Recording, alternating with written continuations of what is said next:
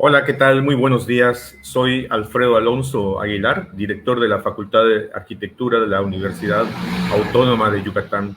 Nos da muchísimo gusto que estén aquí con nosotros en la primera actividad de esta Semana del Cajat, que se realiza con motivo del 47 aniversario de la fundación del entonces Instituto de Arquitectura y Urbanismo del Sureste, hoy Facultad de Arquitectura. Para nosotros es realmente un honor estar aquí en este foro con los compañeros Jorge Macías, Enrique Soto, Dana Corres, y en un momento se integrará la compañera Gisela Méndez. En el contexto de esta semana del CAJAT, que lleva como título Nuevas realidades en tiempos post-COVID, redefiniendo nuestro qué hacer en los ámbitos de arquitectura, diseño del hábitat y artes visuales, pues realmente es un gusto contar con estos compañeros que nos van a platicar sus experiencias, sus visiones sobre cómo se interpreta, cómo ven ellos los retos de las ciudades en este contexto tan difícil que estamos viviendo. Pues muchísimas gracias a todos, todas, por aceptar este espacio para compartir, para discutir, para dialogar y pues les dejamos aquí para que intervengan en este foro que es coordinado por nuestro compañero, el maestro Álvaro Buenfil. Muchísimas gracias, muy buenos días y la Facultad de Arquitectura en forma virtual es su casa. Adelante. Hola, buenos días a todos. Agradecerle a toda la audiencia y también a nuestros invitados por acompañarnos esta mañana en el foro que se llama ¿Qué significa la COVID para el futuro de nuestras ciudades? Nos acompañan Jorge Macías del Instituto Sururbano, Dana Corres de la Red de Mujeres Feministas en Ciudad, Comunidad y Territorio, el maestro Enrique Soto Alba, responsable de la Maestría en Gestión Urbana y Políticas Públicas de la UNAM, y Gisela Méndez de Ensamble Urbano. La presentación la dinámica es que cada quien tenga de 10 a 15 minutos para digamos, exponer, y después al final se van a tomar preguntas de la audiencia y se van a compartir para que puedan ser resueltas. Entonces, muchas gracias y le cedo la palabra a Jorge Macías. Bueno, hola, pues muchas gracias por invitarme. Voy a compartir mi pantalla. Me avisan en cuanto la puedan ver, por favor. Y primero, pues muchas gracias por la invitación. El reto, pues que se nos presentó fue discutir lo que significa la pandemia COVID-19 para el futuro de nuestras ciudades. No sé si ya la pueden ver, la presentación, y me puedan escuchar. Solo ahí. Sí, se ve y se escucha. Sí, perfecto. Okay, gracias. Perfecto. Muchas gracias. Bueno, me voy muy rápido. Primero, creo que la primera pregunta o la primera gran incógnita es ¿qué implicaciones tiene para nuestra discusión de densidad? Y lo que se encuentra en algunos casos, por ejemplo, en Estados Unidos, en Nueva York, es que no existe una relación entre proximidad y contagio o letalidad. Cuando comparamos, por ejemplo, los distritos de Nueva York, Staten Island, que es de hecho pues, los puntitos rojos que ven en la gráfica, que es el distrito menos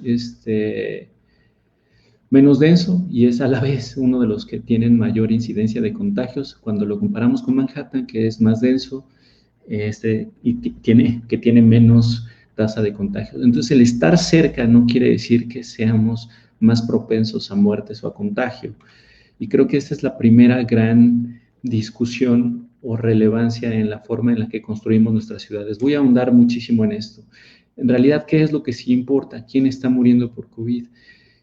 Vemos que en realidad estos son datos para México. Las personas que están muriendo por temas de COVID son los que se encuentran en los deciles del 7 al 10 en México. ¿Y eso por qué se debe? Porque cuando hablamos de cualquier condición de riesgo por fenómenos externos en donde se encuentran aquellas de carácter social, como los sanitarios en donde nos encontramos, o sea, los riesgos sanitarios, epidemias, pues sí ha cambiado algo y es la tendencia que llevábamos de que las enfermedades transmisibles se estaban volviendo menos relevantes Es decir, en 2006 ya representaban solo el 15% del total de condiciones de mortandad y morbilidad. Las que representaban más eran las no transmisibles y las lesiones. Es decir, temas de seguridad vial y temas por alimentación o por problemas cardiorrespiratorios, en fin. Esto sí cambia las circunstancias, esto debe de cambiar la forma en la que nos organizamos. El hecho de que las enfermedades no transmisibles estén cubriendo un porcentaje mayor implica acción directa a las enfermedades, o sea, implica acción directa de y desde el sector salud. Sí se requiere como primer paso fortalecer el sector salud de nuestras ciudades. Pero bueno, el foro hoy aquí no es específicamente sobre eso, sino más bien sobre la forma y la estructura urbana, en donde confluyen otros dos niveles de riesgo, que son las condiciones de vulnerabilidad, que se refieren a la propensión o predisposición de vernos afectados negativamente por condiciones sociales, y también las condiciones de exposición, es decir, la presencia de personas en lugares o en actividades que podrían verse afectadas negativamente. Y pues cuando nosotros revisamos la distribución porcentual de la población mexicana según pobreza o vulnerabilidad, encontramos que si bien había una disminución paulatina sobre las condiciones de vulnerabilidad y de carencias, estas pues siendo graves como son, en donde voy a poner una alegoría a lo largo de mi plática. Dana ya me conoce, entonces uso muchas metáforas. Imaginemos que 100 estudiantes viven en una residencia cerca de la UADY, pues de estos 100 estudiantes, solo 4 ganarían más de 15,000 pesos. O sea, si imagináramos que en México fueran esos 100 estudiantes, 4 de estos 100 estudiantes ganarían más de 15,000 pesos y 30 ganarían menos de 3,000. 55% del ingreso de todos estos estudiantes se destinaría exclusivamente a alimentación y transporte. Y bueno, lo que pasó con el COVID fue que, pues de estos 30 estudiantes que ganaban más de 3,000 pesos en 2010, menos de 3,000 pesos en 2019, pues se les sumarían otros 10, es decir, ahora son 40 estudiantes los que no tienen más de 3,000 pesos para subsistir con sus familias. O sea, no solo es ellos, sino ellos pagándole a sus familias. Creo que en este contexto vale la pena extrapolar varios de los estudios que se enfocaron en temas de cambio climático, pero lo que tratan de hacer es reflejar la vulnerabilidad de nuestros subsistemas urbanos. En uno primordial que pues, revisaba y que es de C40 y de Zarup, ellos decían que el principal segmento en donde se notarían los riesgos climáticos en 2050 serían en el sector alimentario, en donde 1,600 ciudades y 2.5 mil millones de personas se podrían ver afectados por cambios en el sistema alimentario, cambios climáticos por emergencia, ¿no? Sin embargo, creo que cuando volvemos y revisamos lo que está pasando en nuestro sistema con este choque externo, que es el COVID, pues estamos reflejando justo los problemas que ellos decían. Y la razón de que todo esto se refleje en el sistema alimentario es porque se trasladan los sistemas de transporte, agua, nuestros sistemas sociales y nuestros sistemas urbanos. Es decir, si fallan 3 o 4 variables, se multiplica y pues se refleja más en las condiciones alimenticias. Y las proyecciones que se están haciendo con COVID es de que pasaremos de 135 millones de personas que estaban en riesgo de hambruna a duplicar ese número en los siguientes años debido al COVID. Es decir, 265 millones de personas vivirán con hambre.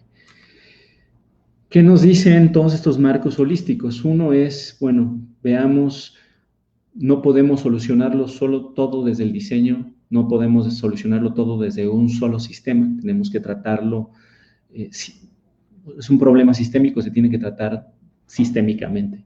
Y voy a hablar de 3 condiciones: acceso, finanza y gobernanza como medios para poder cambiar y transformar lo que está ocurriendo en nuestras ciudades, que creo que no cambian nuestros retos, solo se agudizan y se vuelven mucho más apremiantes. La primera es acceso. En estos 100 estudiantes, imaginemos que 10 de ellos se enferman. Lo primero que nosotros haríamos, pues quizás, si somos 100 estudiantes y conscientes, pues sería llevarles agua y llevarles alimentación. Es decir, acercarles las oportunidades de alimentación. O sea, tal vez no nos acercamos tanto a ellos, pero sí les acercamos comida, porque pues somos estudiantes de la UAD y nos interesa éticamente lo que les pase. Sin embargo, pues como les explicaba, no todos tienen los mismos medios y todos tenemos las mismas posibilidades de llevar comida. Y por eso es que la dimensión territorial es importante. Aquí lo que hemos hecho en algún momento, participé en una investigación y una metodología de acceso a la ciudad, es decir, qué tanto tu barrio te respalda, qué tanto tus estudiantes te están respaldando. Y primero encontramos dónde vivían los más pobres y dónde vivían los más ricos, son los puntos azules, los puntos rojos. Después identificamos pues qué tanto te podía acercar el transporte público, es decir, hasta dónde podías llegar en transporte público a distintos niveles pues temporales, y pues contar cuántas oportunidades de acceso a empleo, salud, recreación, abasto. La información para la Ciudad de México, pues de qué tan distinto es para los distintos estratos. Encontramos, por ejemplo, que la inversión pública no tiene por qué diferenciarse por estratos socioeconómicos. Si nosotros revisamos lo que pasa con escuelas elementales y primarias y secundarias en Ciudad de México, encontramos que por cada oportunidad de acceso que te brinda tu barrio, que te brinda tu ciudad, para escuelas primarias para los pobres es igual para los ricos. Esto ya empieza a cambiar con escuelas públicas preparatorias, donde ya se reparte de 1 a 2, es decir, por cada 2 oportunidades de acceso a escuelas preparatorias para los ricos, hay 1 para los pobres. Pero en universidades esto cambia drásticamente, se vuelve 1:54. Me voy a ir más rápido. En cuanto a acceso a espacio público, la diferencia es de 1 a 35, 1 pobre, 35 ricos. 22 veces en espacios culturales, es decir, oportunidades de esparcimiento y aprendizaje, 1 a 22. En estaciones de tránsito masivo es de 1 a 21. En empleo, que es muy relevante, es 1 a 28. En acceso a camas de hospital, la diferencia es radical, 1 a 113. Estamos cuidando 113 veces más a los ricos que a los pobres con dinero público. Todo esto, pues, en un contexto en donde 72%, 72 de estas 100 personas que están en la residencia ficticia que me inventé, no tienen acceso a seguridad social. Y lo que hace, pues, nuestra metodología es la factibilidad de evaluar cómo cada, pues, equipamiento que nosotros pensamos, cada nuevo servicio que nosotros imaginamos en nuestros planes de ordenamiento territorial o planes de desarrollo, pues cómo contribuye a los niveles de acceso, es decir, cuánto contribuye y quién se beneficia de la implementación de los bienes públicos. Y pues esta idea, por lo menos esta forma de evaluar, trata de poner el acceso al centro o a la disminución de la segregación territorial al centro de la planeación, que en otras palabras es cómo planeamos para acercarle la comida a quien lo necesita. Y bueno, la diferencia ahora es que, pues, en nuestra alegoría nos acercábamos a nuestros compañeros porque pues era una gripa, ¿no? Nos imaginamos una gripa, pero pues quizás ya hablando de COVID, en donde encontramos que tiene cientos de veces más letalidad y miles de veces más de posibilidades de contagio, perdón, lo dije al revés, cientos de veces más posibilidades de contagio y miles de veces más de letalidad, pues ahí tal vez no queremos acercarnos nosotros, sino necesitamos que los que sepan y tengan la información de cómo no contagiarse, pues se acerquen, es decir, los doctores. Y ahí, pues nada más, los 100 tendríamos que pagar para que venga un doctor, es decir, tendríamos que empezar a pensar y a discutir en los recursos de todos, los recursos públicos que se pagan con finanzas públicas. Sin embargo, ahí, pues la verdad es que nosotros en México, pues estamos invirtiendo demasiado poco, hay poca inversión. Me voy a ir adelantando, de la OECD somos los que menos recaudamos alrededor del 24% del Producto Interno Bruto, cuando en Noruega se recauda pues casi más del 60%, por ahí 55%. y pues por ello, o sea, no tenemos recursos suficientes para tener un aparato que reparta las oportunidades, pero también que distribuya mejor las condiciones de salud. Por último, están las condiciones de gobernanza, que significa tener la capacidad de gobernar y tener la legitimidad o credibilidad para gobernar o para hacerlo.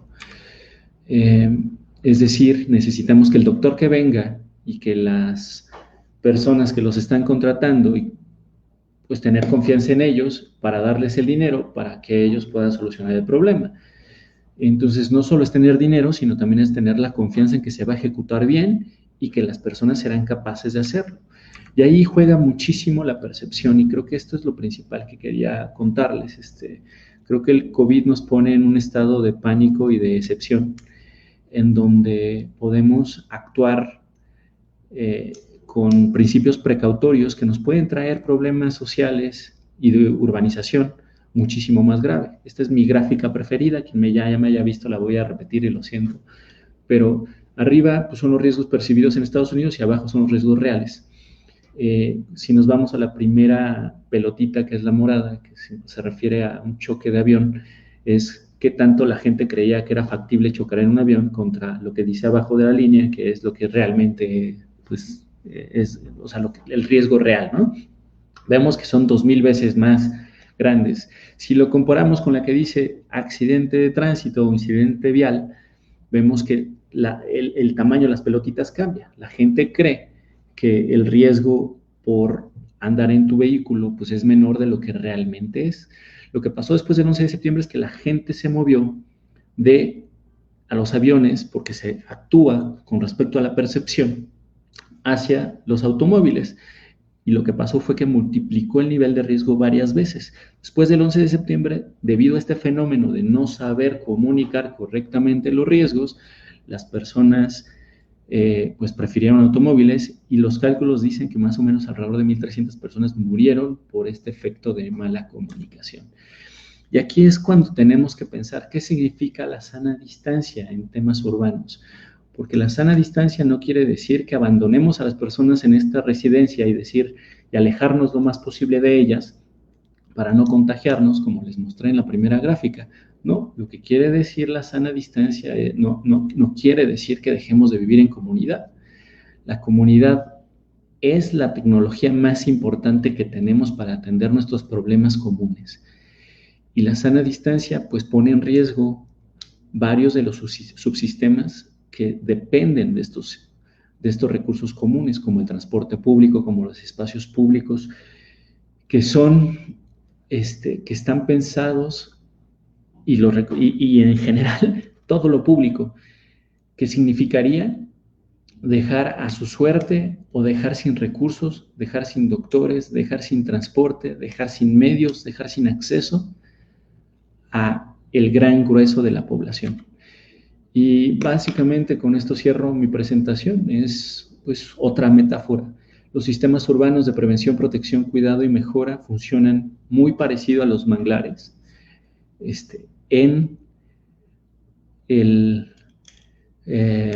pues en parar los problemas y los choques externos. El COVID es uno de ellos.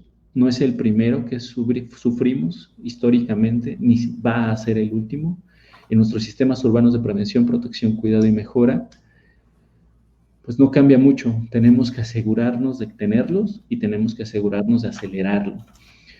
Pues muchas gracias, ahí están mis datos de contacto y muchas gracias por la invitación.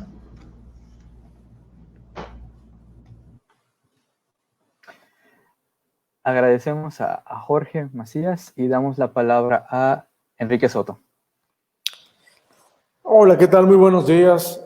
Bueno, desde luego, en primer lugar, agradezco poder compartir con todos ustedes en este evento y a la invitación que nos hace la Facultad de Arquitectura de la Universidad Autónoma de Yucatán. Déjenme compartir mi pantalla. Ahí ya la ven, ¿verdad? Sí, ya sé. Bueno, gracias, Salvador. Bueno, déjenme poner aquí también mi cronómetro para que no nos... Bueno, yo voy a tomar algunos temas de los que me antecedió también Jorge, de manera muy breve también, desde luego también ahí con un enfoque de lo que hemos venido trabajando en medio de esas condiciones que pues todos conocemos. Bueno, sobre la propuesta que nos hace la UADY para poder contestar básicamente a 3 preguntas. La primera de ellas serán las ciudades en México, las mismas que en el periodo post-COVID. ¿Por qué? Bueno, yo me voy a enfocar en esta primera parte a ver algunas de las cuestiones que muchos ya empezamos, desde luego ya empezamos a ver. Estamos en una de ellas, ¿verdad? Esta modalidad, digamos que desde luego no es nueva, pero que ahora comienza cada vez a formar parte, digamos, de nuestra cotidianidad. Hablamos desde luego de los temas del trabajo a distancia, de qué cuestiones han venido sucediendo. Esta primera parte la voy a enfocar hacia algunas, tomo, digamos, información de varios reportes de C.B. Richard Ellis, de Jaime Colliers, estas empresas un poco en términos de lo que han venido pasando en algunas transformaciones en términos de espacios que se ha visto particularmente en las ciudades en el país. Plantear, digamos, la idea de cómo se han venido dando esas nuevas tareas, la idea de que podamos ahora, pues, trabajar en casa, aquellos que podamos, desde luego, esto no sucede en todos los segmentos de la economía y, como ya señalaba Jorge en un instante, tampoco en todos los sectores, digamos, también de la población. Tampoco hay que, digamos, también el home office tiene desde luego ciertas limitaciones también, no de ninguna forma me parece que deberíamos de pensar en que esto va a venir a transformar, digamos, todos los sectores de la economía o por sí solo las ciudades. Habrá que ver, digamos, en dónde va a tener algún otro tipo, digamos, de efectos, sobre todo en términos espaciales. Esta información ustedes la pueden encontrar en internet, estos reportes, si no, con gusto yo desde luego se los comparto. Lo voy a resumir de manera muy concreta en esas conclusiones para resolver esta primera pregunta. ¿Cómo va a afectar, digamos, en términos de las ciudades? Me voy a enfocar, insisto, al tema, digamos, del trabajo, particularmente de algunos segmentos, llamémoslo así, digamos, inmobiliarios, el incremento del famoso el home office en algunos sectores, particularmente en aquellos relacionados con los servicios. Ya comienza a haber una reducción, digamos, de la demanda de espacios para oficinas. Esto es muy importante señalarlo, porque esta idea, digamos, de concentración de las actividades en estos, llamémoslo así, principales, en algunas zonas centrales de las ciudades mexicanas, en algunos corredores, llamémoslos comerciales, financieros, ya comienza, digamos, a mermar esta demanda. Van a empezar, seguramente en algunos comenzarán a pensar en una posibilidad de reconvertir algunos de estos edificios en oficinas a otro tipo de usos que comiencen a ser, desde luego, más rentables. Eso es muy importante señalarlo, porque ahora nos trasladan, de alguna forma, esos costos de la oficina, de la renta, del espacio, de la luz, de las comunicaciones, ahora lo vamos a asumir nosotros desde nuestros hogares, cuando menos en ese segmento. Si hablamos del tema del comercio, comienza a haber también algunos indicadores que señalan una reducción, desde luego, de la demanda de nuevos espacios comerciales. Esto no significa de ninguna forma que vaya a suceder y sucede en diferentes escalas y de manera gradual en diferentes partes, en diferentes ciudades del país, ¿no? Desde luego esto lo estoy haciendo muy resumido, sin duda. Seguramente una reconceptualización de los centros comerciales y de estos centros que concentran, digamos, una mayor parte de población.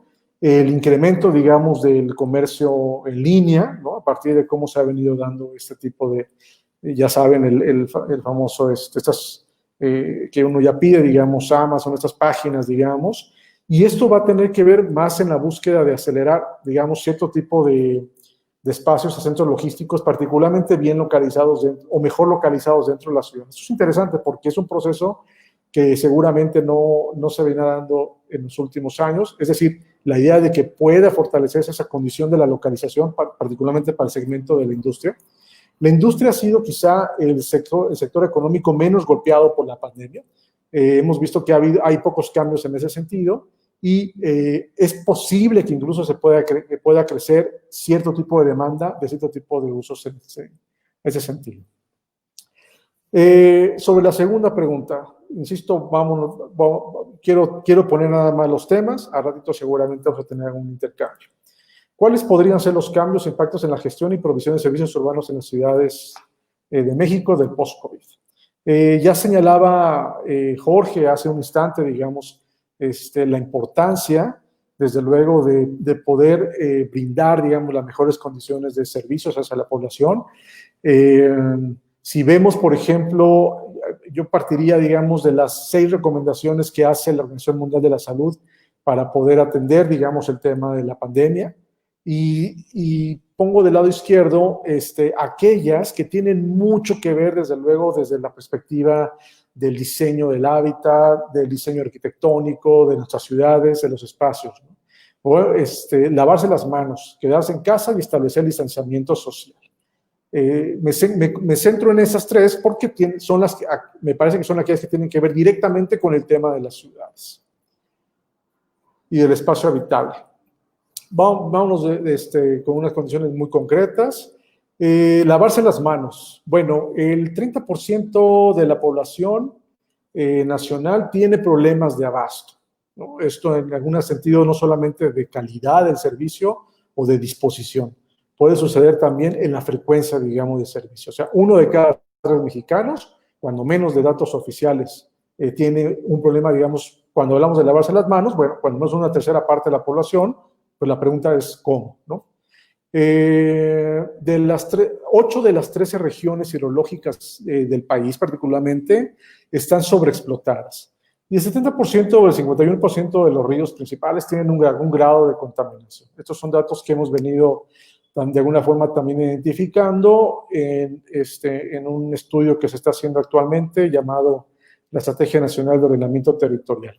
Y aquí hay un dato interesante también. El 82% del agua potable, digamos, en la disposición de esta agua se encuentra a una altura de no más de 500 metros sobre el nivel del mar, prácticamente en todo, digamos, es un dato a nivel nacional, es decir, no necesariamente todas las ciudades tienen esta condición de cercanía a esta circunstancia de donde está el agua. Sobre el segundo tema, quedarse en casa, bueno, pues según el Instituto Nacional de Suelo Urbano, estima que 7.5 millones en el país tienen lotes irregulares.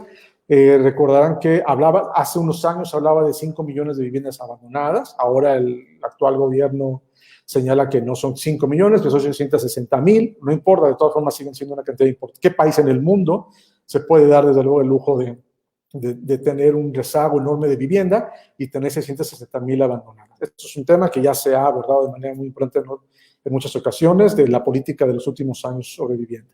La tercera parte de la vivienda tiene algún grado de rezago de servicios, de algún tipo de servicio, y los programas que tenemos diseñados para poder dar una vivienda a los mexicanos, pues cuando menos el 56% de la población económicamente activa no cabe en ninguno de esos programas de financiamiento.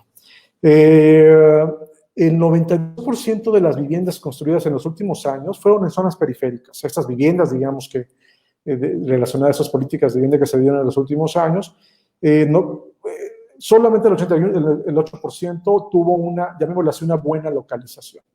El 2% de los recursos federales, esto lo tengo de ITDP, un dato, digamos, donde el 2% de los recursos federales para la movilidad se aplicó en el transporte público. Es decir, ya lo señalaba hace un instante Jorge, cómo hemos tomado decisiones, digamos, en términos de los recursos públicos para realmente atender a todos los sectores. 1 de cada 3 personas económicamente activas en el país tiene que invertir más de 30, yo no diría invertir, más bien diría gastar más de 30 minutos para moverse al trabajo. Son datos, digamos, también a nivel nacional. Retomando la pregunta, ¿cuáles podrían ser los impactos de la gestión de provisión de servicios urbanos? Pues ojalá que cambie, ojalá que sea. como ya señalaba Jorge, no es un tema nuevo. El COVID vino a despertar una serie, digamos, de rezagos que ya se venían dando, identificando desde luego en el país. Ojalá esta condición, desde luego, supone que cambie. Ahorita seguramente vamos a discutir un poquito más al respecto. Lo cierto es que nos llegó en una circunstancia en la que definitivamente no estamos preparados. Sabemos ahora los datos. Estamos en el tercer y cuarto lugar, digamos, en el mundo en materia, digamos, de mortalidad y desde luego de contagios. La tercera pregunta que nos plantean: ¿habrá transformaciones significativas en la gobernanza y en la convivencia? Y yo me voy a enfocar en un tema que ya también tocaba Jorge, sobre si la densidad urbana incrementa los contagios. Me parece que es una discusión muy importante. Recientemente hemos tenido una serie de discusiones, sobre todo con algunos gobiernos locales, algunas autoridades de gobiernos municipales señalando, satanizando, por así decirlo, la densidad, ¿no? Esa proximidad física que aparentemente incrementa el número de contagios. Ya hace un instante lo señalaba Jorge de manera muy enfática. Esto desde luego no es así.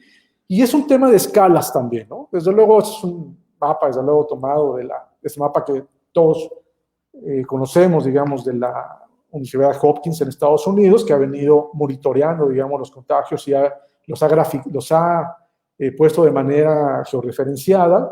Si vemos este mapa, digamos, esta escala, así, digamos, del país, en la que vemos dónde se concentra la cantidad de casos de personas contagiadas, pues uno de primera instancia diría, efectivamente, son las ciudades. Ahí es donde se concentra, digamos, la mayor cantidad de contagios, ¿verdad? Vean Toluca, la Ciudad de México, Cuernavaca, son los colores más oscuros, digamos, los rojos y están anaranjados, ¿verdad? Tlaxcala, Jalapa, Veracruz, y uno de primera instancia diría, ahí está, o sea, aguas con la ciudad, tenemos que salirnos, o aparentemente algunos así, o cuando menos algunas autoridades locales, ahora apostándole a bajarlas, a no ir por la ciudad compacta, por así decirlo, ¿no? Este discurso que se ha venido manejando en los últimos años. Este artículo se lo recomiendo, recientemente publicado por la doctora Shima Hamidi de la Universidad de Johns Hopkins.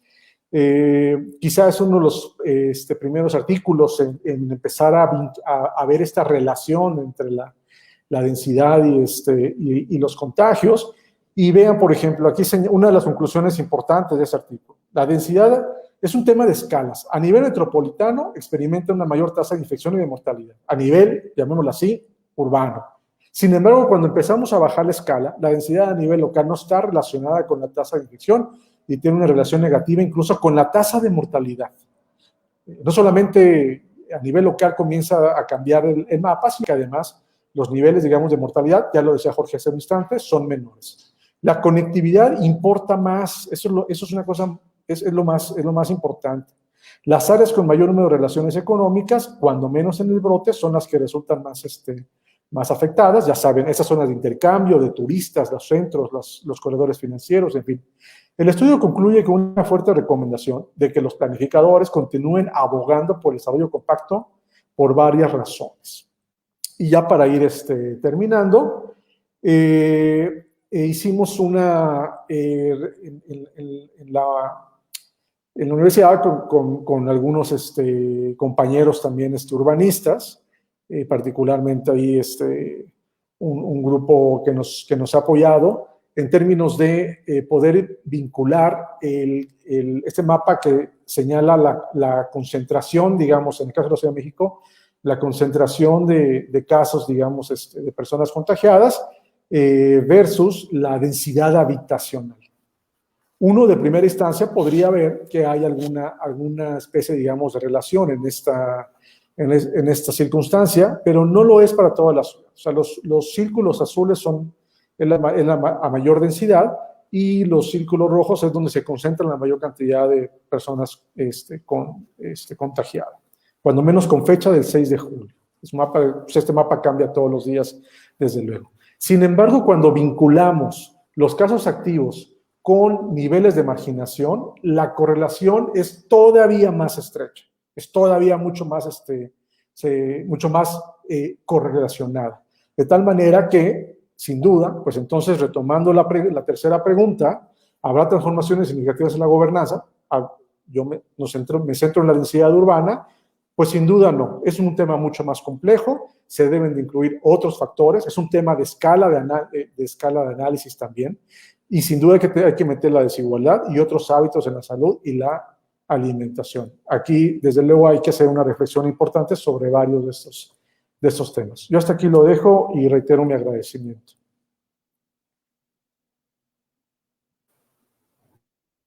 Muchísimas gracias, Enrique. Cedemos la palabra a Hola. Dana Corres. ¿Me escuchan? Sí. Ok, perfecto. A ver, les voy a compartir mi pantalla.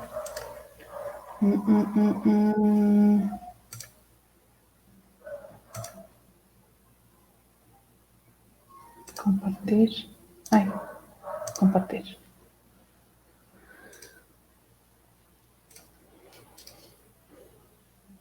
Muy bien, ¿sí la ven? Sí.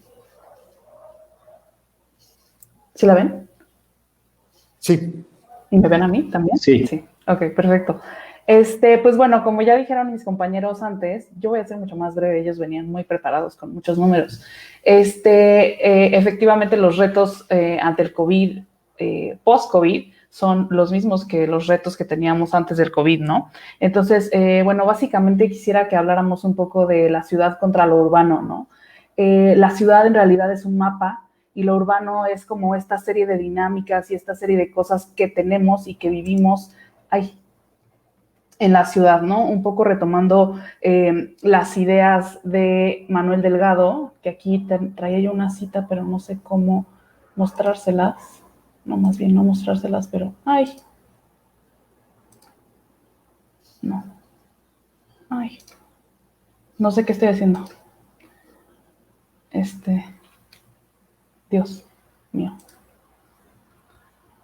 La ciudad no es lo urbano, la ciudad es la base práctico-sensible, una morfología, un dato presente e inmediato, algo que está ahí, una entidad espacial inicialmente discreta, es decir, un punto o una mancha en el mapa, a la que corresponde una infraestructura de mantenimiento, unas instituciones formales, una gestión funcional y ética, unos datos demográficos, una sociedad definible. En cambio, lo urbano es otra cosa al mismo tiempo social y mental, que no requiere de fuerza para constituirse como un elemento tangible. Lo urbano es esencia de ciudad, pero puede darse fuera de ella porque cualquier lugar es bueno para que en él se desarrolle una sustancia social que acaso nació en las ciudades. Lo urbano es aquello que escapa a la fiscalización de los poderes, que no comprenden ni saben de qué es. Entonces, bueno, básicamente, la reflexión a la que me gustaría que llegáramos aquí con esta diapositiva en específico es qué importancia ha tenido para nosotros y para nosotras la ciudad históricamente, ¿no? Históricamente tendríamos que hablar de cómo habitamos las ciudades por principio caminando y cómo los sistemas de transporte también nos llevaron a migrar y a llegar a lugares, ¿no?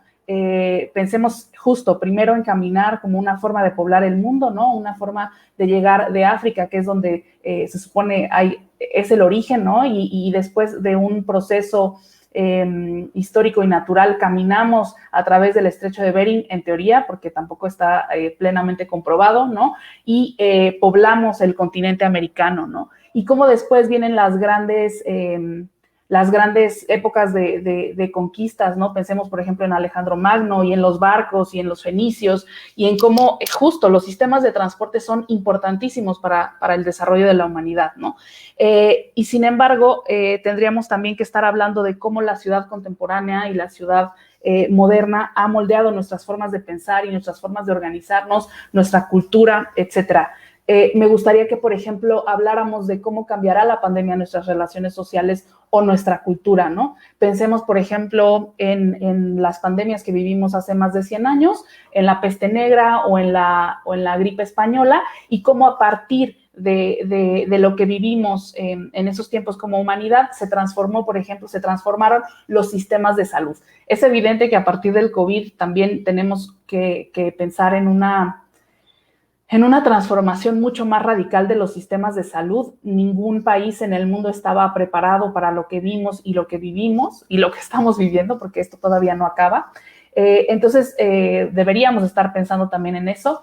Evidentemente, nuestras relaciones sociales también se van a transformar a partir del home office, ¿no? Y de cómo estamos comunicándonos mucho más a través de las redes sociales y se están convirtiendo en una parte importantísima de nuestras vidas, influenciando todo, o sea, desde nuestra salud mental hasta cómo nos relacionamos con otros y con otras, etcétera, ¿no? Entonces, tendríamos que estar hablando de eso, ya lo decían antes de mí, ¿no? Cómo está cambiando, por ejemplo, WeWork, ¿no? Vimos el escándalo hace poco, ¿no? De estas oficinas que se rentan y a unos precios además exorbitantes y cómo con la pandemia al parecer pues se acabó eso, ¿no? Tendríamos también que estar hablando, por ejemplo, del turismo y de la turistificación y aquí les quería yo también leer, pero es que leer algo que dice David Harvey a partir de su análisis sobre no, espérame, no sé qué estoy haciendo. Lo que dice David Harvey a partir de lo que está sucediendo actualmente, ¿no? Y dice, la interrupción de las cadenas de producción acarrea el despido de los trabajadores, lo que al final disminuye la demanda, mientras que la demanda de materias primas disminuye el consumo productivo. Estos impactos en la demanda habrían producido, por derecho propio, cuanto menos una recesión moderada. Pero los mayores puntos débiles estaban en otra parte. Los modos de consumismo que explotaron tras 2007-2008 y que consistían en reducir el tiempo de rotación de consumo lo más cerca posible de cero, se han estrellado, dejando consecuencias devastadoras. La avalancha de inversiones a dichos modos de consumismo tenía que ver con la maximización de la absorción de volúmenes exponencialmente crecientes de capital en formas de consumo que, ¿no? El ejemplo del turismo internacional es emblemático. Los viajes internacionales aumentaron de 800 a 1.400 millones entre 2010 y 2018, o sea, un crecimiento a lo bestia, ¿no? Esta forma de consumismo instantáneo requiere de inversiones masivas en aeropuertos, aerolíneas, hoteles, restaurantes, parques temáticos, eventos culturales. Este espacio de acumulación de capital no está paralizado, las aerolíneas cerca de la bancarrota, los hoteles vacíos. Y en el sector de la hostelería es inminente el desempleo masivo, pues comer fuera no es una buena idea. Los bares están cerrados en muchas localidades e incluso la comida para llevar parece arriesgada, ¿no? Entonces, justo me parece que hay una cosa que no hablamos, pero tiene que ver con el turismo, ¿no? Y cómo las ciudades están albergando, sobre todo ciertas ciudades que cumplen con ciertas condiciones, están albergando cada vez a más turistas y esto está expulsando a los habitantes originarios de ciertos barrios, etcétera. Ya lo estamos viendo en ciudades como la Ciudad de México, pero, por ejemplo, el ejemplo de Barcelona es, pues, tristemente emblemático, ¿no? Y bueno, por último, o sea, ya les hablé un poco de cómo va a cambiar nuestras relaciones sociales, cómo no estamos aparentemente ocupando el espacio público, o más bien hubo un periodo, sobre todo, en el que dejamos de ocupar el espacio público y nos guardamos en nuestras casas, cuando estuvimos como en el punto más álgido en la curva de la pandemia, y cómo, pues sí, es necesaria la ciudad para hacerlo urbano, ¿no? Pero quiero hablar de otra cosa que me parece que es importante que hablemos y para mí nunca es malo para compartir sobre la movilidad del cuidado, porque tendríamos que estar hablando de quiénes van a absorber estas necesidades. Según el INEGI, el trabajo no remunerado del hogar contribuye con más del 20% del Producto Interno Bruto y, sin embargo, más del 80% de estas actividades son, pues sí, absorbidas por las mujeres y no por los hombres. Históricamente, el incremento de los hombres en las actividades de cuidado del hogar es mínimo, ¿no? 1 o 2% desde hace 10 o 20 años, ¿no? Entonces, quiero hablarles un poco de la movilidad del cuidado y de cómo era antes de la pandemia, porque me parece que tendríamos que estar pensando en cómo va a ser después de la pandemia, sobre todo los primeros meses que ya estamos viviendo el regreso a las escuelas y las mujeres están prácticamente quedándose en casa con los niños y las niñas, las que pueden, ¿no? Tendríamos que estar midiendo y pensando en quiénes se van a quedar en casa y quiénes van a tener que sacrificar, por ejemplo, sus empleos o quiénes definitivamente van a dejar a niños y a niñas solas en sus casas, ¿no? Entonces, un poco quisiera hablarles de la movilidad del cuidado contra la movilidad cotidiana o de cómo el ser mujeres o ser hombres define nuestra forma de movernos en la ciudad. Básicamente, la movilidad del cuidado se refiere a las actividades productivas, en tanto la movilidad cotidiana se refiere perdón, lo dije al revés, ¿no? Actividades reproductivas, movilidad del cuidado y movilidad cotidiana, las actividades productivas, que son las que históricamente son tomadas en cuenta por la economía, ¿no? Trabajar e ir a la escuela. Y bueno, quienes más realizan las actividades de cuidado y por lo tanto quienes más realizan este tipo de viajes de movilidad del cuidado somos las mujeres, ¿no? ¿Cómo son estos viajes? Pues bueno, básicamente los de los hombres o los de las actividades productivas, la movilidad cotidiana, se realizan de un punto A a un punto B, son pendulares, son de mayor tiempo y de mayor distancia, lo podemos ver en ciudades como justo la Ciudad de México e inclusive yo creo que también en Mérida y en otras ciudades donde pues vemos que la concentración de empleos está en un polo de la ciudad y la vivienda está en otro polo de la ciudad, entonces estos viajes son prácticamente pendulares, ¿no? ¿Cómo son los viajes de las mujeres o los viajes de la movilidad del cuidado? Bueno, son encadenados, son variados y son mucho más cortos. Son viajes de proximidad que se hacen en polígonos más pequeños, porque estos polígonos concentran, digamos, los servicios, ir a la escuela y además, bueno, vas a tener que administrar tú como mujer mejor tu tiempo. Vas a tener que decidir si te vas caminando por las tortillas y luego por los niños y luego regresas, y, ¿no? Como son una serie de viajes muy variados, pues para lo que va a alcanzar va a ser para caminar, básicamente, entonces por eso se hacen en polígonos más pequeños para administrar mejor el tiempo, ¿no? Según la encuesta intercensal de 2015 del INEGI, no es cierto, este es la origen-destino de la Ciudad de México. Va a salir un poquito, a veces más de 100, porque se hacen, digamos que hay viajes que son multimodales, ¿no? En el caso del transporte público, que se hacen parte y parte, o no sé cuál fue mi error. Bueno, en bicicleta, dense cuenta cómo las mujeres se mueven muchísimo menos en bicicleta. En transporte privado, es decir, en automóvil y en motocicleta, evidentemente los que más se mueven en transporte privado son los hombres. En transporte público estamos muy parecidos. Y caminando, las mujeres caminamos mucho más que los hombres. Esto también cuando revisamos, por ejemplo, la encuesta intercensal del INEGI y revisamos por edad cómo nos estamos yendo a la escuela, vamos a descubrir que hombres y mujeres nos movemos muy similar cuando somos niños y niñas. Caminamos, usamos el transporte público, pero conforme llegamos a la edad reproductiva y las mujeres empezamos a asumir otras labores, entonces los hombres se empiezan a mover mucho más en medios motorizados y medios individualizados, es decir, en bicicleta, en automóvil o en motocicleta, y las mujeres empezamos a caminar mucho más. Bueno, entonces, básicamente se hacen los viajes de las mujeres caminando, suelen ser viajes de acompañamiento, es decir, acompañamos a los niños y a las niñas, cuidamos a las personas enfermas, cuidamos a las personas adultas mayores, etcétera, y además realizamos un servicio sin costo para la ciudad, que es la transportación de insumos de abastecimiento, ¿no? La despensa, la comida, etcétera, ¿no? Y todo esto, pues, lo absorbemos nosotras a través de nuestros cuerpos sin ningún costo, digamos, hacia lo público, ¿no? Históricamente la movilidad del cuidado no se mide y son más sustentables porque se hacen, pues sí, en su mayoría caminando, ¿no? Los de los hombres o los productivos se hacen sobre todo en medios no motorizados, suelen ser viajes de una sola persona y por eso se hacen en medios de transporte individualizados. Y en las últimas décadas también son llevados a cabo por las mujeres. Entonces tenemos que hablar de una doble o triple carga de trabajo. Es decir, las mujeres, además de asumir las labores de cuidado y de trabajo del hogar, también están asumiendo las labores que tienen que ver con lo productivo y entonces digamos que absorben todo eso y tienen una doble o triple carga. Entonces ya no solamente las mujeres hacemos movilidad del cuidado, sino que también hacemos movilidad cotidiana que tiene que ver con el empleo, ¿no? Empleos peor pagados, empleos que estén en estos polígonos de proximidad, etcétera. E inclusive, pues, muchas de estas cosas las van a absorber los niños y las niñas que, pues, tendrán que... No, o sea, más bien no tendrán una red de cuidado y entonces estarán solos, por ejemplo, al salir de la escuela, etcétera.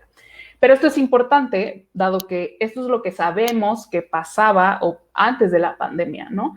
Y lo sabemos de acuerdo a un poco lo que hay de investigación, lo que tenemos con algunos datos, pero históricamente la movilidad del cuidado no se ha medido y entonces esto nos lleva a un nuevo reto, ¿no? ¿Cómo es que las mujeres se están moviendo durante la pandemia? Y si esto ha influido en sus vidas dentro de los espacios privados, y pues eso, ¿no? También cómo ya no estamos saliendo a la calle, ¿quién va a asumir estas labores? Es probable que a partir del próximo año que ya tengamos una vacuna, podamos ver transformaciones y que las mujeres vuelvan a salir a la calle a moverse. pero pues eso está por verse y sí sería interesante que de alguna forma midiéramos lo que está pasando en cuanto a movilidad del cuidado o al cuidado en general en estos meses de la pandemia, que llevamos para 6, 7 meses y hasta que termine, ¿no? Y eso es todo.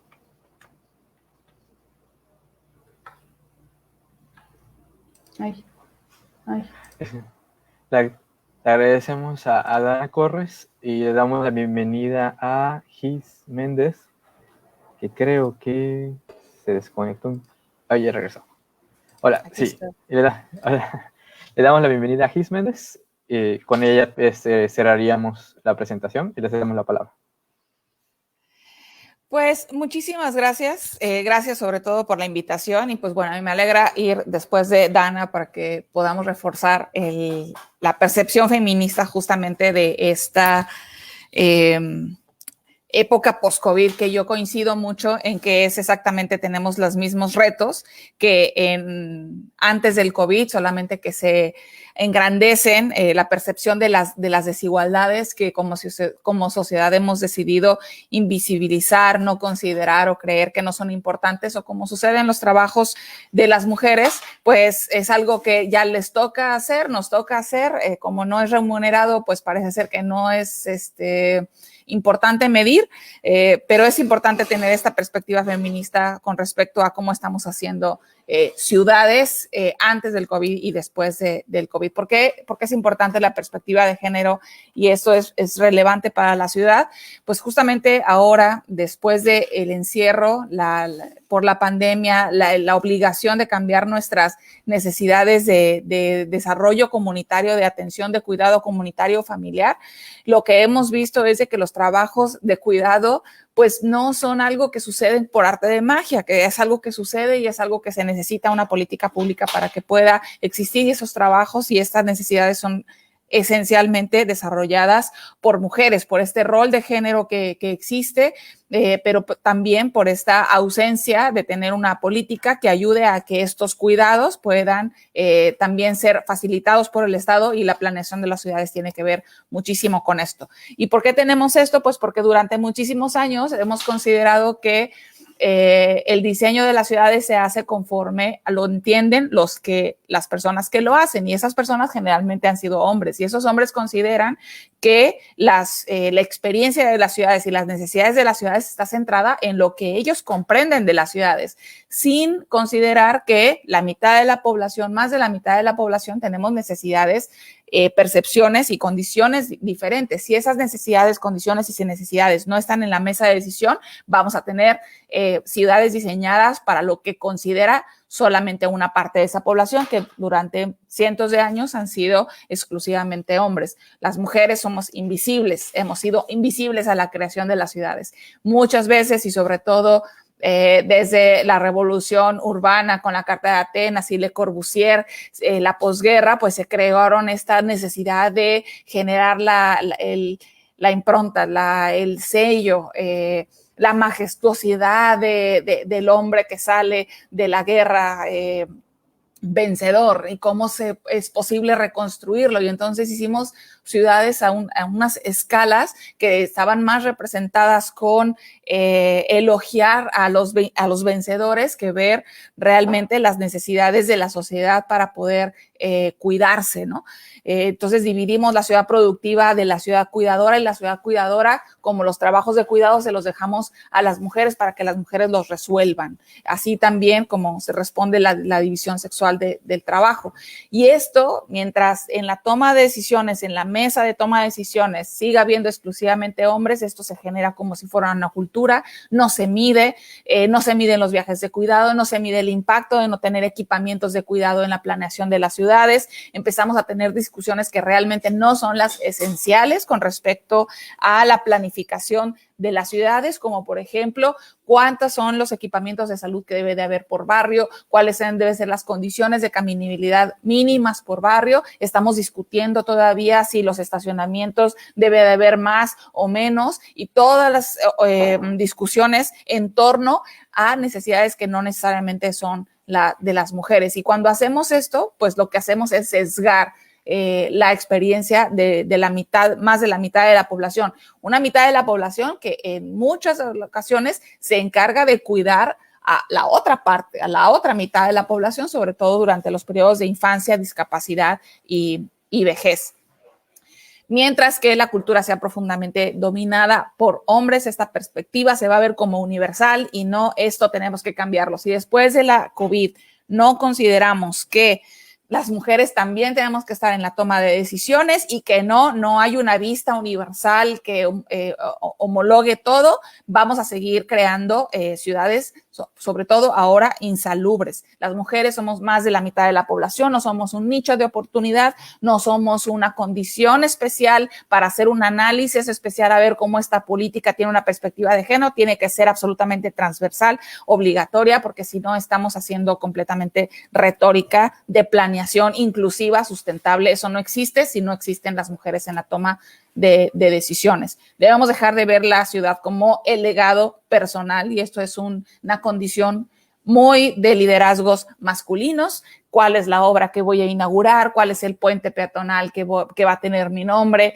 ¿Qué gran obra de infraestructura voy a dejar como legado de mi gestión administrativa o pública? Y nos olvidamos de invertir en lo básico de la ciudad, que es las redes de drenaje, las redes de agua potable, de luz y hoy sobre todo de internet, ya que la educación está llegando a través de internet y la televisión pública. Esto es lo que necesitamos empezar a cambiar, las prioridades justamente en el gobierno. Dejar de ver estas inversiones como el reflejo de la prosperidad, que no es nada de prosperidad, porque se olvida de la vida cotidiana y la vida cotidiana se le deja que las mujeres la sigan resolviendo como se les dé a entender, sin una política pública. Debemos regresar a las ciudades de la escala barrial, desde el hacer planeación para generar la conexión, no para la zonificación, la división y la exclusión de estas personas no pertenecen a esta zona, tienen que ir a otra y entonces hacemos los planes con los colores para que se puedan dividir.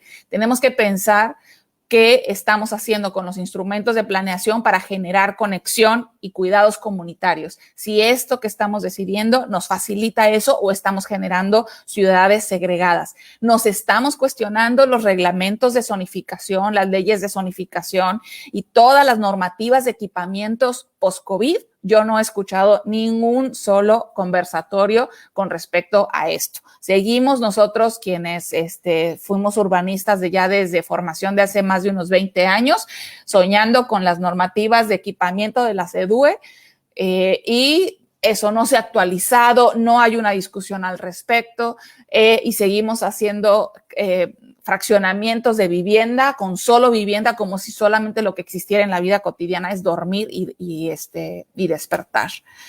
En esto tenemos que considerar que de la ciudad productiva es, como bien lo dijo Dana,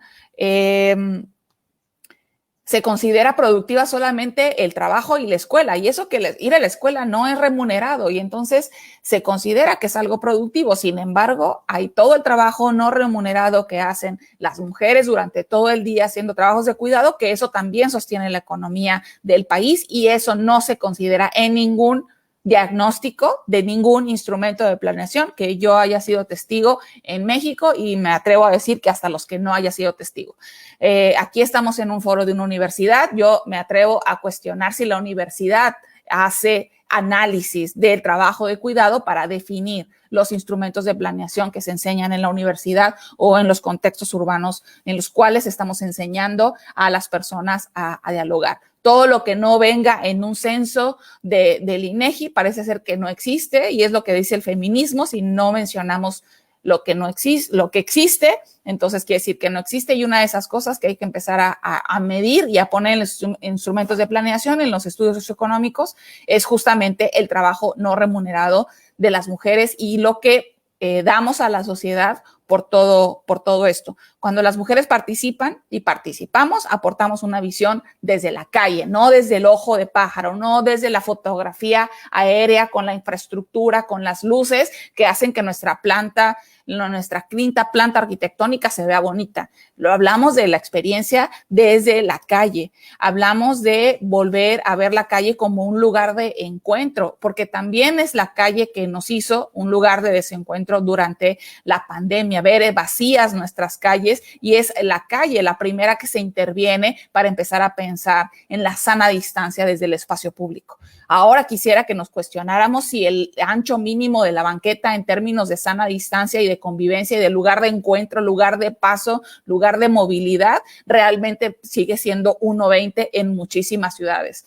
Hay que repensar todavía todo eso. Y las calles son un continuo de experiencias urbanas, y esa experiencia urbana ahora después del COVID va a cambiar absolutamente, va a cambiar porque necesitamos más espacio, necesitamos salir y retomar y recuperar la calle como parte de esta vida cotidiana, porque los espacios internos ya no van a ser suficientes. Lo que mencionaba la persona que habló antes de Dana, me disculpo por no recordar su nombre, pero es la discusión entre densidad y hacinamiento. Una cosa es densidad y eso es lo que las ciudades necesitan, pero la otra cosa es el hacinamiento, y lo que el espacio público, las calles y los espacios libres nos van a ofrecer es justamente repensar en esto, repensar que en ese espacio las mujeres siempre viajamos acompañadas, siempre, ya sea de personas mayores, de infantes, de más familiares, y estos viajes no se están considerando, y estos viajes no se hacen solamente porque nos queremos mover, se hacen porque tenemos que ir de un lugar a otro, y este lugar a otro está definido por las reglas de zonificación, por lo que decidimos que exista o no exista en la ciudad, en su proximidad y en su cercanía. No me detengo aquí porque Dana lo comentó muy bien, aparte es un trabajo de ella, pero justamente dejar de pensar en las ciudades de la zonificación del viaje pendular, del uso exclusivo, y pensar que en las ciudades debemos de facilitar la mezcla de usos, la proximidad de los usos y los equipamientos de las áreas de trabajo a las viviendas es indispensable, porque eso es lo único que va a poder bajar y hacer más seguro los viajes de las personas y de las mujeres. La planeación económica, las políticas de cuidado inexistentes en México y la planeación urbana no están dialogando. Y creo que tendríamos que empezar a hablar de las políticas de cuidado. ¿Qué quiere decir tener políticas de cuidado? ¿Qué quiere decir tener esquemas de zonificación que privilegien el trabajo de cuidado? ¿Qué quiere decir que tengamos ciudades cuidadoras y no solamente ciudades productivas, entre comillas?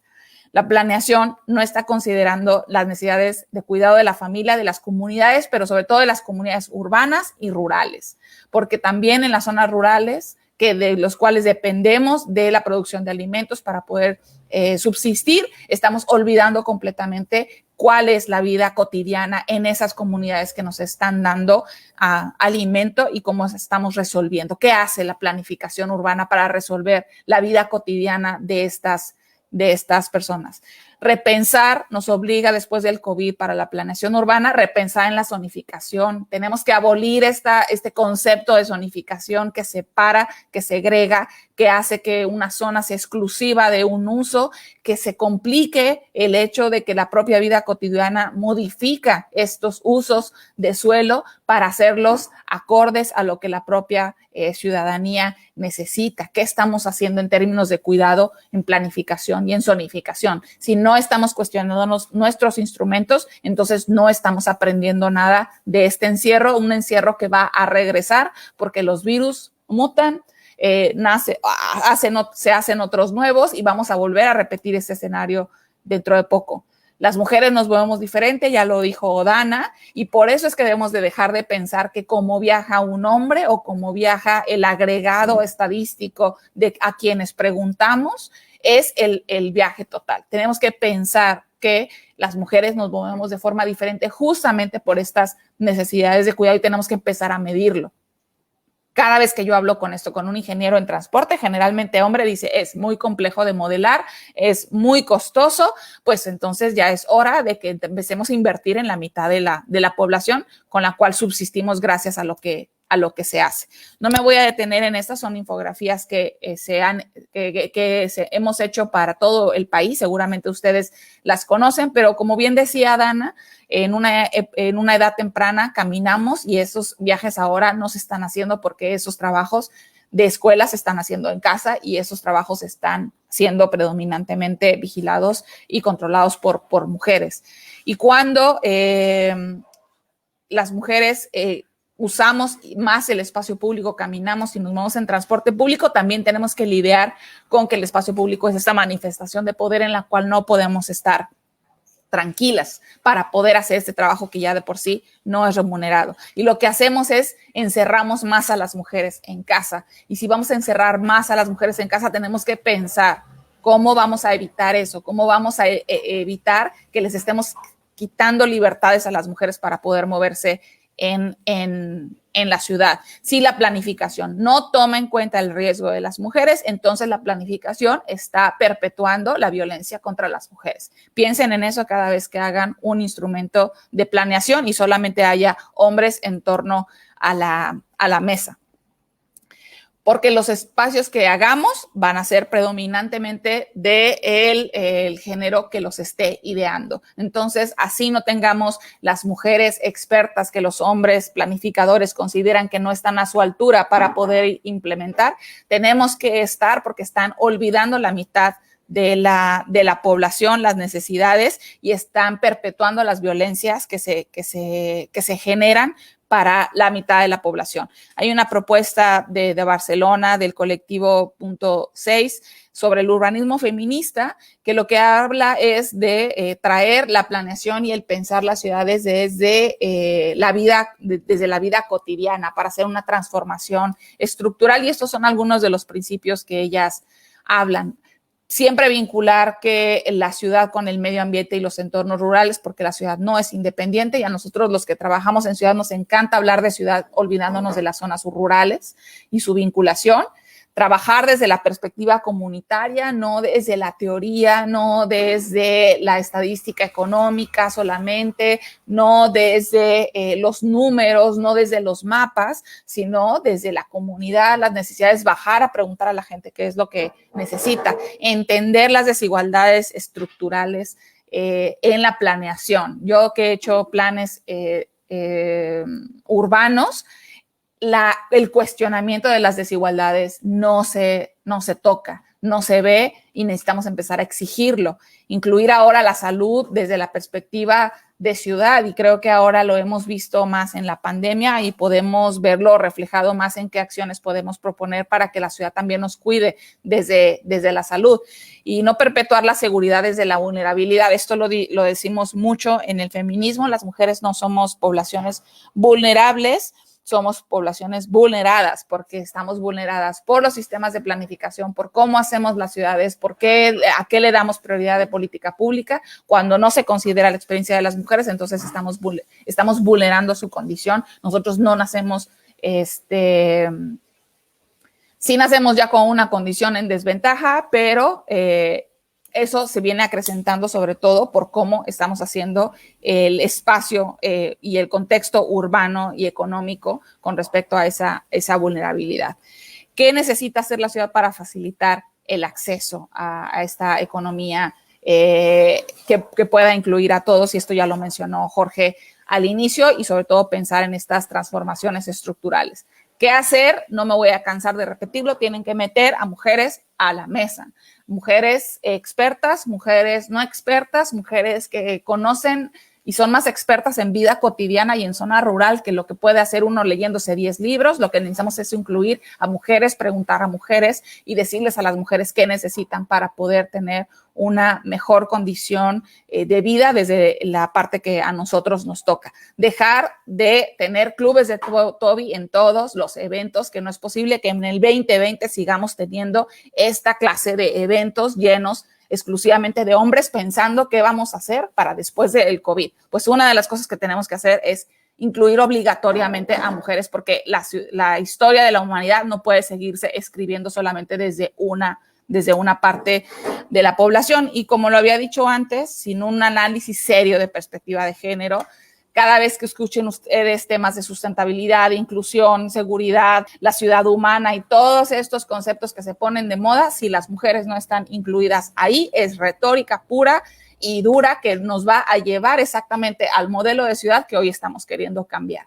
La única condición para poder realmente pensar las ciudades diferentes es ser 100% inclusivos y empezar a incluir a mujeres de todas las condiciones y a las personas que realmente están sufriendo las decisiones que hemos tomado durante los últimos 100 años en la ciudad. Tenemos que pasar del estado productivo al estado cuidador y dejar de pensar en cómo incrementamos el PIB para empezar a pensar cómo hacemos que las personas tengan mejor acceso a sus derechos humanos básicos. Y creo que eso lo hemos perdido en el neoliberalismo, esta posibilidad de pensar en cuidarnos entre nosotros. Espero que la pospandemia lo que nos deje es esta necesidad de empezar a pensar cómo hacemos ciudades que nos cuiden en lugar de ciudades que produzcan dinero.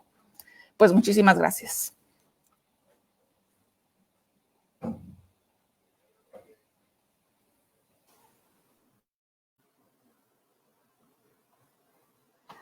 Agradecemos muchísimo la intervención de nuestros invitadas e invitados. Creo que han sido unas visiones diversas, pertinentes, importantes, urgentes en muchos sentidos. Agradecemos muchísimo su participación. Vamos a pasar a preguntas que hace nuestra audiencia. A ver, un momentito, vamos a ver que estén. No sé si van a proyectar las preguntas o las paso directamente. Un momentito.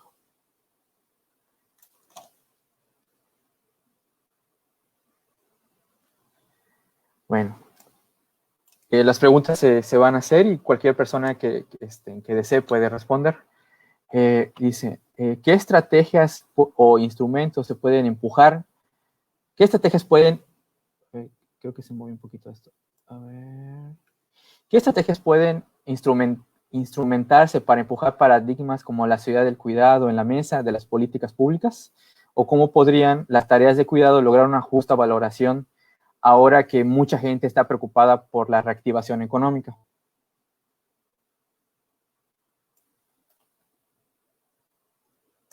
Yo creo, es que estaba muteada, perdón. Y es que aparte había otra... Sí. Había otra pregunta, disculpen, es que sí, no te preocupes. Me parece que lo primero es medir, o sea, tenemos la encuesta de trabajo no remunerado en México, pero por ejemplo la encuesta de tiempo que también nos daba como un panorama muy amplio de cómo las mujeres están ocupando su tiempo, se canceló debido a razones presupuestales y bueno, creo que sería importante por ahí. Por otra parte, bueno, vamos a ver el próximo año los resultados del censo. En el censo desde 2015, desde la intercensal, ya se preguntó por movilidad, sin embargo, solamente se pregunta movilidad al trabajo y movilidad a la escuela, y los otros datos los puedes ir obteniendo, pero a través de, pues sí, limpiar mucho las bases de datos, ¿no? Entonces, creo que hay que ser mucho más específicos en las cosas que se preguntan sobre la movilidad del cuidado, y evidentemente, bueno, todas estas cosas se detuvieron durante la pandemia. Creo que a largo plazo tendremos que estar hablando de política pública desde el Estado, evidentemente, para responder al cuidado y que el Estado también cuide y sea quien absorba muchas de esas cosas. Por ejemplo, el transporte escolar es una cosa importantísima para las mujeres y, sin embargo, no existe una política pública al respecto. En Ciudad de México hay un programa que en realidad surge a partir de calidad del aire, no por un tema de cuidado o del mismo transporte. Entonces, creo que ahí hay una posibilidad. Tenemos, sí, un sistema de guarderías, digamos, pues digamos, no es malo, tampoco, digo, tiene muchas carencias, pero allí están puestas algunas cosas y me parece que tendríamos que estar hablando en general de eso, de cómo proporcionar, y bueno, creo que en este gobierno además lo estamos empezando a hablar, ¿no? De cómo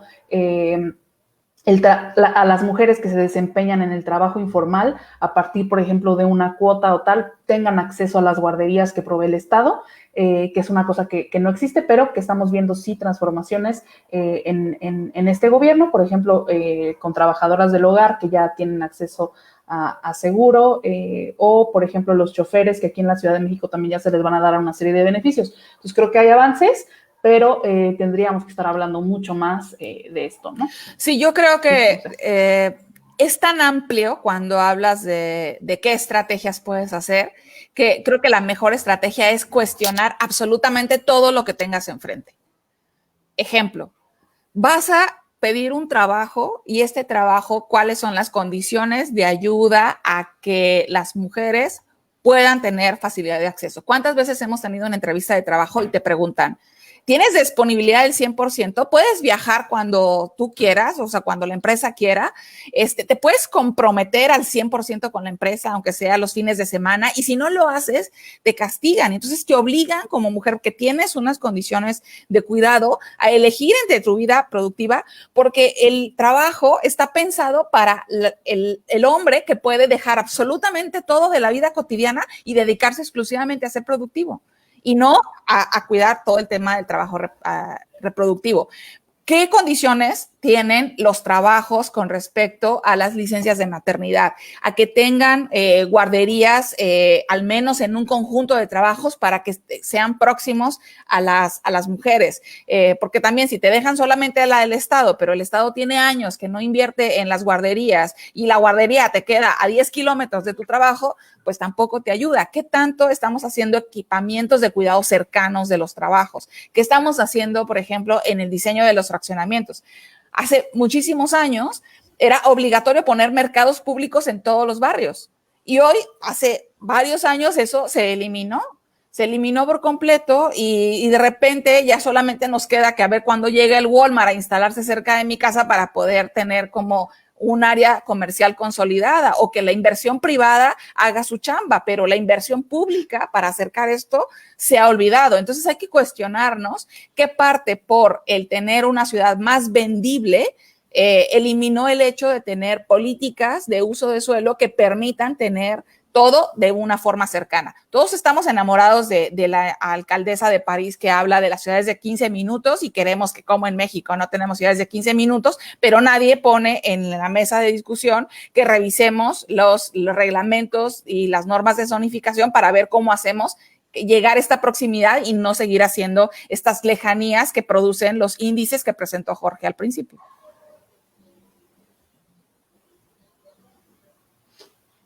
Muchas gracias. Vamos con una siguiente pregunta.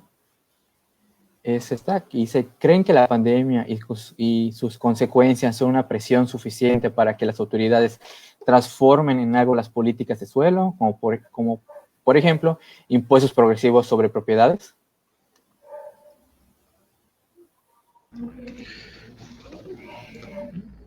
No sé, bueno, yo me voy a juntar, pero no creo. Creo que voy a regresar a la conversación o a la exposición que hice. Creo que gobernanza implica la suma entre poder gobernar y tener la legitimidad para hacerlo. Creo que en este contexto estamos tratando de construir confianza debido a que se perdió mucha durante varios años sobre el actuar público. Y hoy, pues para cobrar tenemos que tener pues la posibilidad de inventar mecanismos de transparencia y de construcción de confianza para poder modificar instrumentos fiscales. Nos toca hacerlo, o sea, nos toca generar esa confianza y nos toca evolucionar los mecanismos para generar pues apropiación desde las personas que han sido olvidadas y vulneradas y de los grupos sociales que han sido olvidados y vulnerados, como nos decía Dana y como nos decía Gisela. Hoy creo que hay un amplio abandono en este nivel de diferenciación en donde solo 4 personas ganan más de 13,000 pesos. 13,000 pesos es es el promedio de gasto en alimentación de México, lo cual quiere decir que los que ganan menos se tienen que endeudar.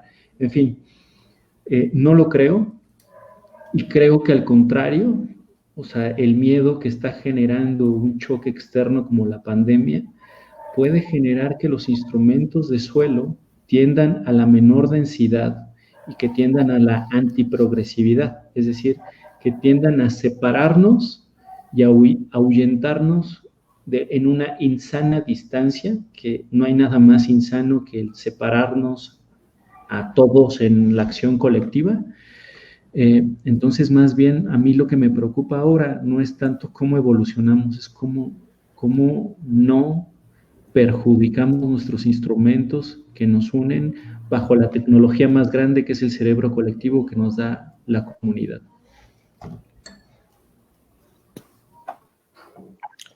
Me gustaría agregar, bueno, sobre esta pregunta, sin duda hay rezagos muy importantes en esta circunstancia, ¿no? Recordemos que, pues cuando se estima que cerca del 95% de los municipios del país no logran ni siquiera acercarse más allá del 50% para cubrir sus compromisos, digamos, dados sus ingresos propios, digamos, ¿no? O sea, sí hay un rezago muy fuerte. Yo, desde luego, coincido con Jorge, no creo que este tipo de circunstancias vaya a cambiar esa condición.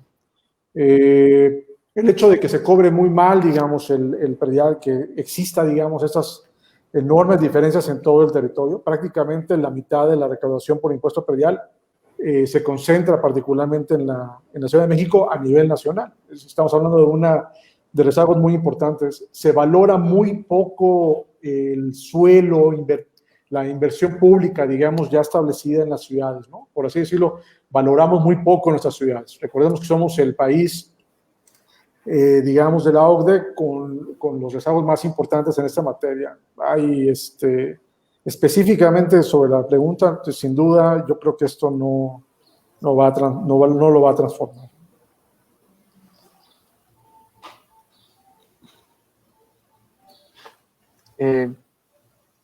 Una pregunta más, ya para terminar, pedimos más que sean muy breves, si hay una intervención más. ¿Cómo se podría consolidar una noción de ciudad competitiva mediante avances en participación ciudadana y equidad de género?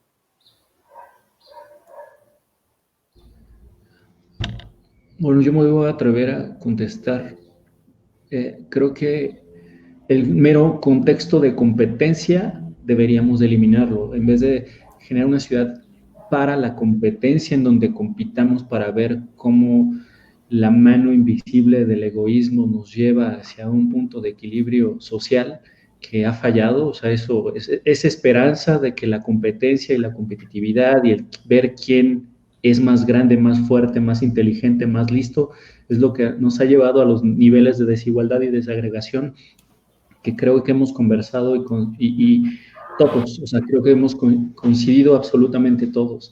Más bien sí tenemos que transformar hacia el origen, regresar hacia el origen. Las ciudades surgieron a pie, surgieron a escala humana y surgieron a escala comunitaria. En vez de pensar en cómo construir una economía competitiva, deberíamos de estar buscando una economía del cuidado o en una economía colaborativa. Y para eso, pues necesitamos repensar las reglas y las instituciones y las normas que dictan cómo nos relacionamos los unos con los otros o las unas con las otras. Y pues eso, tendremos que refundar o generar nuevos pactos sociales que en lugar de buscar competencia, busquen colaboración. Sí, de acuerdo. Sí, yo también agregaría que creo que la socialización de los hombres es que se compitan entre ellos y eso se ha dirigido a la política económica, que es la competencia y no. Creo que, y también ahora estamos compitiendo a ver quién tiene la mejor estrategia para atender la emergencia sanitaria. Creo que no es el objetivo. Tenemos que pensar en cómo nos cuidamos, o sea, cómo cuidamos a la sociedad, cómo cuidamos a los que menos tienen, o sea, a los que tienen más violencias estructurales que no les permiten poder tener una mejor condición de vida. Entonces sí hay que cambiar, coincido plenamente que hay que cambiar los conceptos que usamos que nos han llevado a donde estamos. Yo agregaría, digamos, también desde luego cambiar la competitividad, desde luego por la complementariedad, ¿no? Desde luego ya como sea Jorge, la colaboración y sin duda yo diría también la solidaridad, ¿no? Ahora en teoría se maneja un nuevo discurso en el que se supone ya el neoliberalismo en teoría, o cuando menos en el discurso oficial, se habla de que ya desapareció. Bueno, tendríamos que estar pensando, desde luego, ya en esta nueva condición. Recordemos que si el neoliberalismo en sus bases se sientan, digamos, en ese retiro, digamos, del Estado de la política en las inversiones particularmente públicas, y en teoría la competencia y el mercado nos iba a hacer mejores, ya se demostró desde luego que no, pues sin duda me parece que para los que estamos en este foro es una enorme oportunidad para poder repensar entonces ahora qué viene después del neoliberalismo. Muchísimas gracias a las y los invitados que nos han acompañado el día de hoy. Ha sido una conferencia buenísima, con mucho provecho para toda la comunidad del Cajata. Les recordamos que les haremos llegar pronto sus constancias de participación. De nuevo, les agradecemos muchísimo. Y ya solo para terminar, les queremos invitar a la conferencia que vamos a tener a las 7 de la noche, la conferencia magistral, Financiar la Ciudad, como la casa, un asunto de mujeres, que la va a estar impartiendo la maestra Carmen Sassel Díaz. Entonces los invitamos y les recordamos que esta transmisión se puede calendarizar en Facebook, o sea, se invita a toda la comunidad a que estén pendientes y nos acompañen en un rato más. Muchísimas gracias y nos estamos viendo. Gracias a ustedes, un gusto. Bye. Desde luego, nos vemos.